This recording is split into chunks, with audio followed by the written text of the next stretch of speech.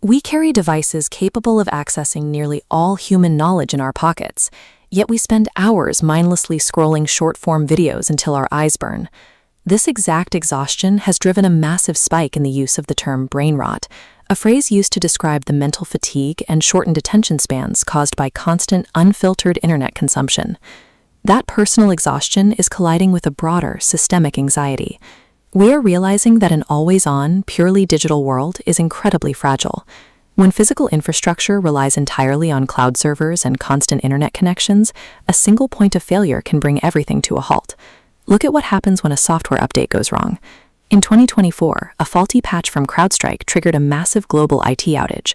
Airport terminals were suddenly useless, displaying nothing but a blue screen, and major airlines were forced to process passengers entirely by hand. So, how does a digitally exhausted society escape the anxiety of this hyper-connected future without giving up the conveniences of modern life? This widespread burnout is pushing consumers, particularly digital natives, to seek out modernized versions of obsolete technologies as a psychological anchor. Academics and business strategists call this practice retro-innovation, or sometimes retrovation. This is the purposeful revival of historic ideas, practices, or technologies that are deliberately upgraded to meet contemporary needs. The most immediate driver behind this trend is personal wellness. A movement known as abstinence is gaining traction, where users intentionally reject smart devices loaded with notifications and limitless apps in favor of tools that force them to disconnect.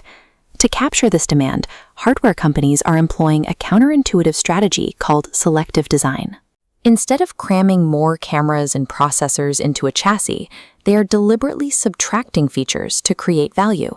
Between 2021 and 2024, feature phone purchases among 18 to 24-year-olds jumped 148. They are dusting off dormant patents and reactivating older manufacturing processes to create physical materials that are inherently longer lasting than a hard drive. The most extreme example of this sits deep underground in Svalbard, Norway. The Arctic World Archive is a facility trusted by over 30 countries to preserve their most vital national documents, and it bypasses digital servers entirely. They convert vulnerable digital data into microscopic QR codes. Those codes are then encoded onto silver halide film. Silver halide is a traditional photographic material coated with light-sensitive chemicals, and when stored properly, these physical reels remain stable and eye-readable for up to 500 years. Deploying an analog physical backup is now recognized by global governments as the ultimate insurance policy against the ephemeral nature of the cloud. The final catalyst driving us backward is a crisis of trust. Generative AI, software a system is capable of instantly synthesizing highly realistic text, audio, and images from basic prompts, has made it nearly impossible to verify what is real online, pushing consumers to crave genuine, tactile experiences. We see this clearly in the massive resurgence of analog hobbies. The global board game market is projected to reach nearly $30 billion by the end of the decade, and vinyl records recently crossed $1.4 billion in annual sales. Smart companies are responding with fusion offerings.